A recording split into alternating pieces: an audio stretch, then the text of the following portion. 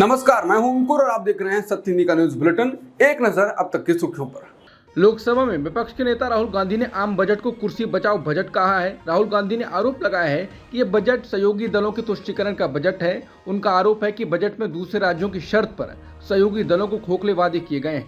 कांग्रेस नेता ने social media पर पोस्ट के जरिए इस बजट को पूंजीवादियों को फायदा पहुंचाने वाला बजट बताया है।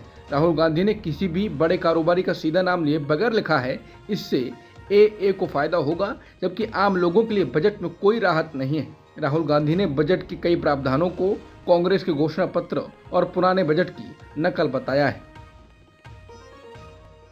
कांग्रेस अध्यक्ष मल्लिकार्जुन खड़गे ने कहा कि कांग्रेस के न्याय के एजेंडे को ठीक तरह से कॉपी भी नहीं कर पाया मोदी सरकार का नकलची बजट। मोदी सरकार का बजट अपने गठबंधन के साथियों को ठगने के लिए आधी अधूरी रेवड़ियां बांट रहा है ताकि एनडीए बची रहे।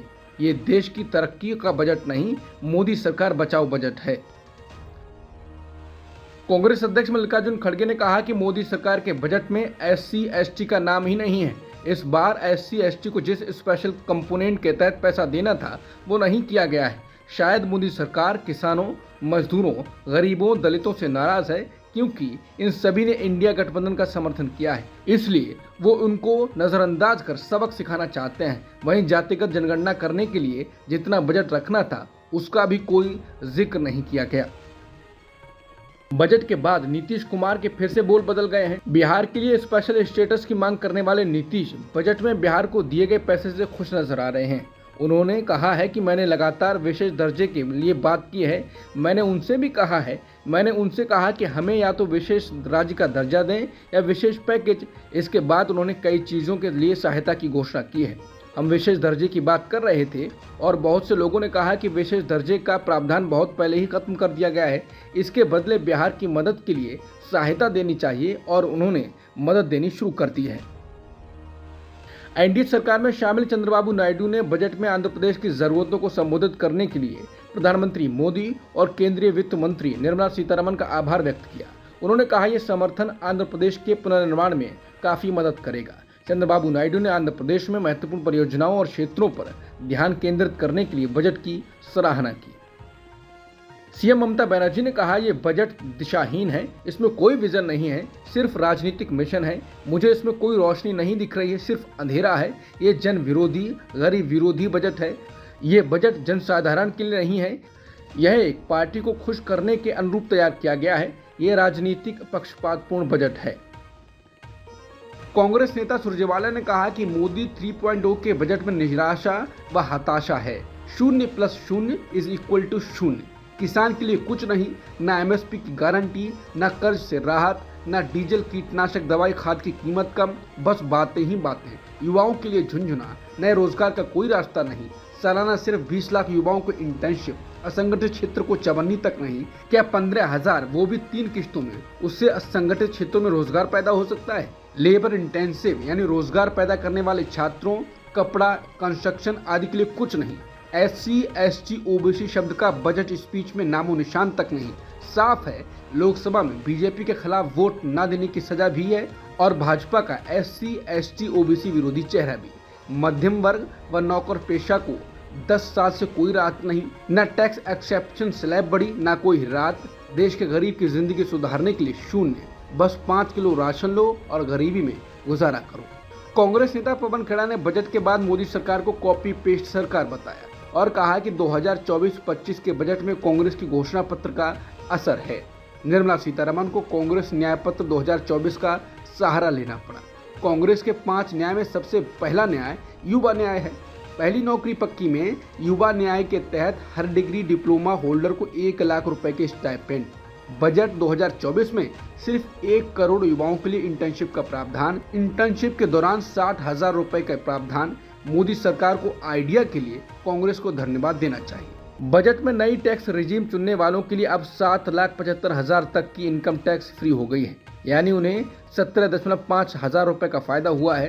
पहली नौकरी वाले जिनकी सैलरी 1 लाख रुपए से कम होगी, उन्हें सरकार अधिकतम 15,000 रुपए 3 किश्तों में देगी। बजट पेश करते हुए वित्त मंत्री निर्मला सीतारमण ने किसानों को कई सौगातें दी। उन्होंने ऐलान किया कि कृषि और इससे जुड़े क्षेत्रों के लिए 1.52 लाख करोड़ रुपए का प्रावधान है।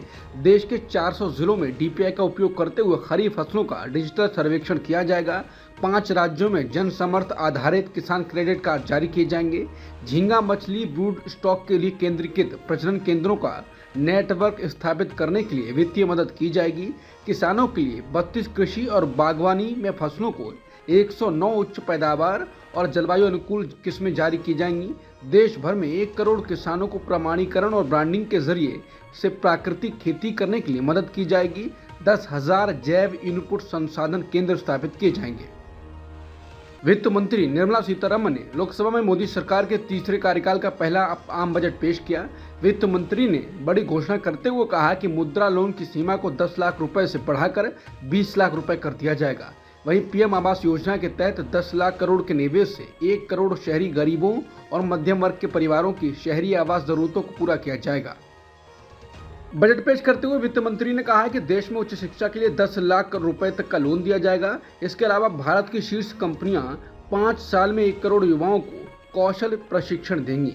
5,000 रुपए मासिक मानदेय के साथ 12 माह की प्रधानमंत्री इंटर्नशिप दी जाएगी। केंद्र सरकार 4.1 करोड़ युवाओं को रोजगार के लिए 5 योजनाएं लाएगी। इसके लिए आने वाले 5 साल में 2 लाख करोड़ रुपए खर्च किए जाएंगे। बजट पेश करते हुए वित्त मंत्री ने बिहार को सड़क इंफ्रास्ट्रक्चर के लिए 26,000 करोड़ रुपए देने की बात कही।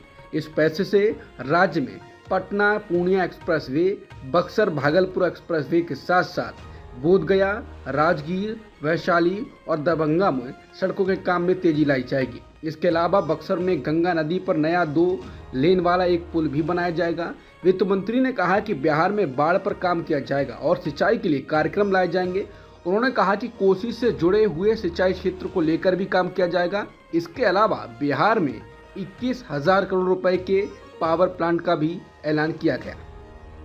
वित्त मंत्री ने कहा कि आंध्र प्रदेश पुनर्गठन अधिनियम, हमारी सरकार ने आंध्र प्रदेश पुनर्गठन अधिनियम में प्रतिबद्धताओं को पूरा करने के प्रयास किए हैं। राज्य की पूंजी की आवश्यकता को पहचानते हुए हम बहुपक्षीय एजेंसियों के माध्यम से विशेष वित्तीय सहायता की सुविधा प्रदान करेंगे।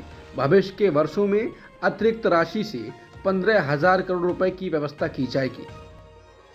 बजट में शहरी आवास योजना का ऐलान किया गया है। इसके तहत 10 लाख करोड़ रुपए के निवेश से 1 करोड़ गरीब और मध्यम वर्ग के परिवारों की आवास की जरूरतों को पूरा किया जाएगा। इसमें अगले 5 वर्षों में 2.2 लाख करोड़ रुपए की केंद्रीय सहायता शामिल होगी। शहरी आवास के लिए किफायती दरों पर ऋण उपलब्ध कराने के लिए सरकार ब्याज सब्सिडी योजना लाएगी। इसके साथ ही सरकार बेहतर उपलब्धता के साथ कुशल और पारदर्शी किराए के आवास बाजार की स्थापना करेगी। न्यू टैक्स रिजीम में नए टैक्स स्लैब का ऐलान किया गया। 3 लाख रुपए तक कोई टैक्स नहीं, 3 से 7 लाख रुपए तक 5% टैक्स, 7 से 10 लाख रुपए तक 10%, 10 से 12 लाख तक 15%, 12 से 15 लाख तक 20%, 15 लाख से ऊपर 30%। वहीं पुराने टैक्स रिजीम में कोई बदलाव नहीं किया गया है। इनकम टैक्स कानून की समीक्षा हर 6 महीने में की जाएगी।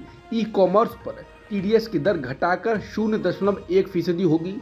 टीडीएस भरने में देरी पर आपराधिक मामला नहीं बनेगा। भाजपा के असंतुष्ट वरिष्ठ नेता और उप मुख्यमंत्री केशव प्रसाद मौर्य ने उत्तर प्रदेश सरकार पर एक और हमला बोला है। उन्होंने जानना चाहा है कि आउटसोर्सिंग के जरिए की गई भर्ती में आरक्षण नियमों का पालन किया गया या नहीं। मौर्य की इस पैंतरेबाजी के बाद प्रदेश भाजपा अध्यक्ष भूपेंद्र चौधरी ने दोनों डिप्टी सीएम की बंद कमरे में बैठक बुला ली। इस बैठक में मुख्यमंत्री योगी आदित्यनाथ को नहीं बुलाया गया। बैठक 1 घंटे से अधिक समय तक चली। कहा जा रहा है कि दोनों डिप्टी सीएम प्रदेश में सीएम पद पर नेतृत्व परिवर्तन चाह रहे हैं। उत्तर प्रदेश में लोकसभा चुनाव में भाजपा का प्रदर्शन अच्छा नहीं रहने को लेकर सरकार और संगठन के बीच चल रहे कथित विवाद पर अभी तक विराम नहीं लग पाया है। अमेरिका के राष्ट्रपति जो बाइडेन ने राष्ट्रपति पद के रेस से खुद को अलग करने के बाद राष्ट्रपति पद के लिए कमला हैरिस के नाम का समर्थन किया था।